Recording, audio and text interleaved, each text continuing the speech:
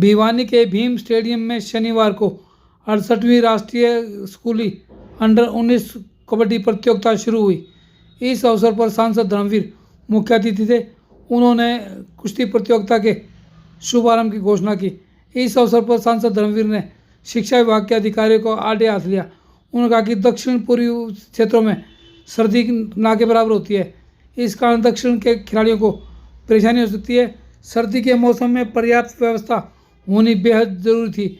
इसकी जिम्मेदारी जिला प्रशासन के अधिकारियों व आयोजकों की है।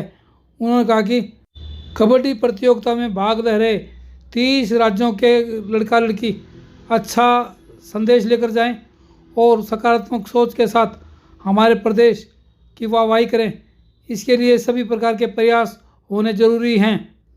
प्रतियोगिता के उद्घाटन अवसर पर सांसद धर्मवीर उस समय उखड़े जब उन्होंने देखा कि मेहमान खिलाड़ियों के बैठने के लिए कालीन तक नहीं बिछाए गए, वो एक खुली ज़मीन पर बैठे हुए थे। इसी को लेकर सांसद धर्मवीर ने उपस्थित आयोजकों व प्रशासन के अधिकारियों की खिंचाई की।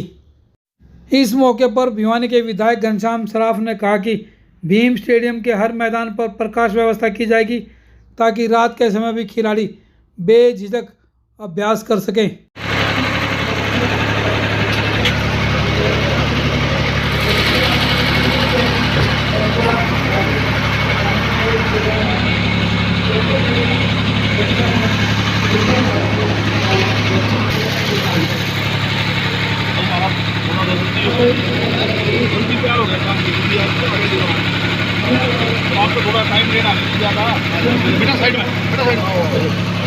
सांसद चौधरी धर्मवीर सिंह, तालियां एक बार पूरे मैदान में, पूरे भारतवर्ष से आई हुई जितनी भी टीम्स हैं, जोरदार तालियों के साथ हमारे बीच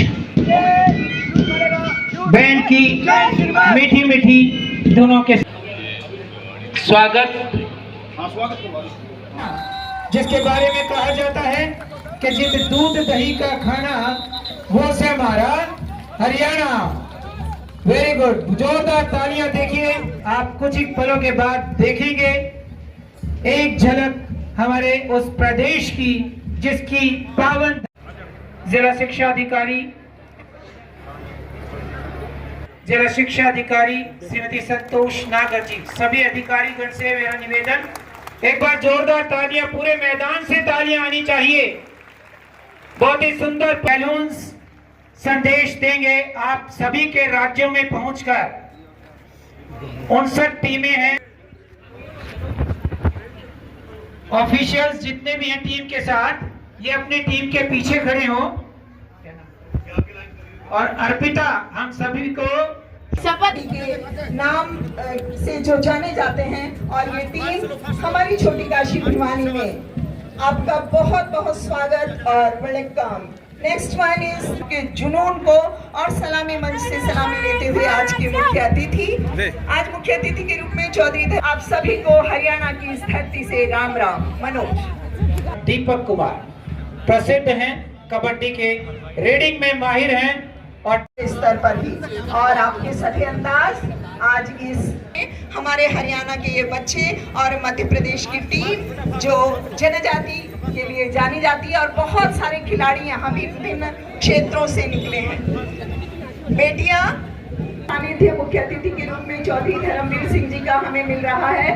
वो आप सभी बच्चों को अपना बहुत सारा आशीर्वाद अथाह स्नेह और प्यार देने के लिए उपस्थित हुए हैं। करते हुए नवोदय विद्यालय समिति, आप सभी जानते हैं NVS, जहां के स्कॉलर बच्चे इन खिलाड़ियों का प्रोत्साहन करते हैं। और उसके बाद चलते हैं उड़ीसा की ओर, तालियां चाहिए। देखिए, जो उड़ीसा, और उड़ीसा के बाद जो राज्य आ रहा है, उड़ीसा के बाद पुदुचेरी, और पुदुचेरी के बच्चे जिन्होंने कबड्डी में, आपका बहुत बहुत स्वागत और अभिनंदन है। नमस्कार। पड़ोसी प्रांत पंजाब, और पंजाब के बच्चे सलामी मंच के समक्ष गुजरते हुए, और के ऊपर सर्दी का मौसम है, रेत में उठता है, क्या मैं से देख जाओगे? यहाँ तो कम से कम कालीन बिछवाओ, यहाँ तो कम से कम कालीन बिछवा देते आज, नहीं तो इस दोपहर के बाद डीओ साहब आप जिला प्रशासन की तरफ से करो, कैसे करो हमें नहीं पता।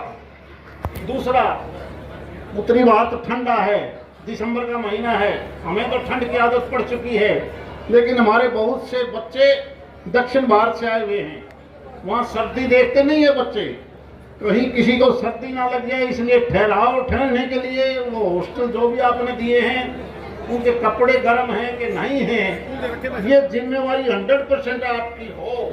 इस प्रकार का ध्यान, और गर्म पानी जरूर देना बच्चों को, कहीं ऐसा ना हो कि ठंडा पानी में नहा बैठो फिर ये मैसेज गलत लेके जाएं। इसलिए आपसे भी, बच्चों से भी मेरी प्रार्थना है, जब आप प्रदेश में वापस जाओगे तो आप बताओगे कि हम हरियाणा में गए थे, हरियाणा में खासकर भिवानी गए, तो आपका अनुभव कैसा रहा। बहुत बहुत धन्यवाद। जय हिंद। और हरियाणा क्योंकि खेलों में इस देश में नंबर 1 पर है, लगभग 35% से ज़्यादा मेडल, तो एशियाड हो, कॉमनवेल्थ हो, सबसे ज़्यादा मेडल अगर आते हैं तो वो हरियाणा प्रदेश के आते हैं। हरियाणा प्रदेश में भी बहुत से गेम ऐसे हैं जहाँ केवल जिला टॉप पर रहता है, इसलिए यहाँ जितने बच्चे आए हैं यहाँ से सीख के जाते हैं। सर, आज का जो नए नशे की तरफ लाभ है, इसके लिए खेलों का आयोजन नहीं किया जाता है, बार बार सरकारें भी लगी रहती हैं। नहीं, इसके लिए तो हम सब, मैं तो ये मान के चलता हूँ, इसकी जिम्मेवारी सामाजिक तौर पर सरकारों की बजाय हम सब की बनती है कि हम अपने परिवार में, आस पड़ोस में, सोसाइटी के माध्यम से हम इस चीज़ का ध्यान रखें कि बच्चे नशे की तरफ ना जाएं। और सबसे ज़्यादा गार्जियन की जिम्मेवारी है कि वो सुबह शाम इस बात का जरूर ध्यान रखें। एक बहुत बुरी जो बात आई है टूटते समाज की वजह से, उसमें लॉ एंड ऑर्डर की खराबी नहीं है। अगर किसी के बच्चे के बारे में अड़ोसी पड़ोसी या कोई और कह देता है कि तेरे बेटे को संभाल, तो माँ बाप ये सोचता है कि मेरे बेटे को तो ये झूठा बदनाम करते हैं। आज आवश्यकता है इस बात की, उस बात को सुने, उन पर विश्वास करें, और हमने भविष्य जो भी है उन बच्चों को स्ट्रिक्टली इस प्रकार का ध्यान रखना पड़ेगा। नशा एक ऐसी चीज़ है जो केवल हमारे देश को नहीं, दुनिया में जहाँ जहाँ भी नशा गया है उससे देश का नाश हुआ है। एक समय ऐसा था, दुनिया सबसे ज़्यादा बदनाम दुनिया में चाइना था नशे में, और चाइना ने नशा छोड़ने के बाद आज देखो कहाँ से कहाँ पहुँचा। और ये नशा ये कहीं ना कहीं विदेशी माध्यम से, पाकिस्तान के माध्यम से, अफगानिस्तान के माध्यम से, पंजाब के थ्रू होता हुआ जिस प्रकार से कैप्चर कर रहा है, हरियाणा भी इसकी गिरफ्त में आने वाला है। हम सबको सावधान रहने की जरूरत है। सर, भिवानी मेजबानी कर रहे हैं, है कि भिवानी की पहली बार मेजबानी है पूरे देखिए, भिवानी इस मामले में धार्मिक और सामाजिक तौर पर मेजबानी इसलिए करता है कि हम, हमारे जो भी रिश्तेदार बाहर से आते हैं उनका आदर भाव, सेवा, सारी चीज़ करना चाहते हैं।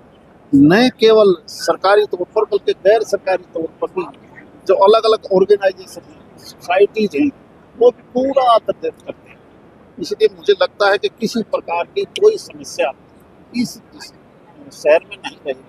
हमारा शहर का आम आदमी भी इस प्रकार से आप देखता है कि पूरी रिस्पेक्ट दे के सेवा करते हैं। इस प्रकार के कार्यक्रम मानते कि कल्चर है जो आता है, एक दूसरे प्रदेश आपस में। हाँ, एक दूसरे की कल्चर को हम सीखते हैं। बहुत बड़ा देश है, हम कर्नाटक की कल्चर क्या है, वेस्ट बंगाल की क्या है, राजस्थान की क्या है, पंजाब का क्या है, तो हम सीखते हैं इससे, एक दूसरे को की भावना को समझते हैं। धन्यवाद। ये ठीक है, समस्या हर जगह है, लेकिन समस्या का मतलब ये नहीं कि उसका तरीका ये कभी नहीं होता। जिस प्रकार पहले भी कई दिनों तक इस प्रकार का माहौल रहा, अब समय आ गया, हमने चारों तरफ से नज़र मारनी चाहिए। पाकिस्तान का क्या हाल है, बांग्लादेश का क्या हाल है, हर रोज़ अफगानिस्तान की क्या पोजीशन है, अभी आप सीरिया के अंदर हालात देख रहे होंगे, कभी इजराइल और दूसरे देशों का है, कभी यूक्रेन और रसिया का है। इस प्रकार के खराब माहौल को देश में पैदा ना होने दें। हम मिलजुल के हमें आगे बढ़ना, आगे बढ़ने का सोचना चाहिए, चाहे वो किसान भाई हों, चाहे दूसरे सोसाइटी के लोग हों, कर्मचारी हों, अधिकारी हों, व्यापारी हों, ये सारा देश सभी का है। हम मिलजुल के उनकी समस्याओं का बैठ के समाधान करना चाहिए, तरीका गलत नहीं अपनाना चाहिए। तो राहुल जी के बारे में तो क्या कहना, तो कभी खेती का बताओ, उसको पूछे कि ज्वार क्या है, बाजरा क्या है, खाता है किस चीज़ की रोटी खाता है, तो शलगम कहेगा, गाजर को आलू कहेगा, क्या बताएं। ठीक है, जितना जो पहले था उसकी तुलना में आज किसानों को जितना बेनिफिट नरेंद्र मोदी जी ने दिया है बहुत सी फसलों का दाम बढ़ाना, और अब तो भारत सरकार के कृषि मंत्री ने जो वो फैसला उन्होंने पहले ही ले लिया था कि सभी फसलों पर हम इसकी से भाव में अनाज खरीदेंगे। अब तो भारत सरकार ने फैसला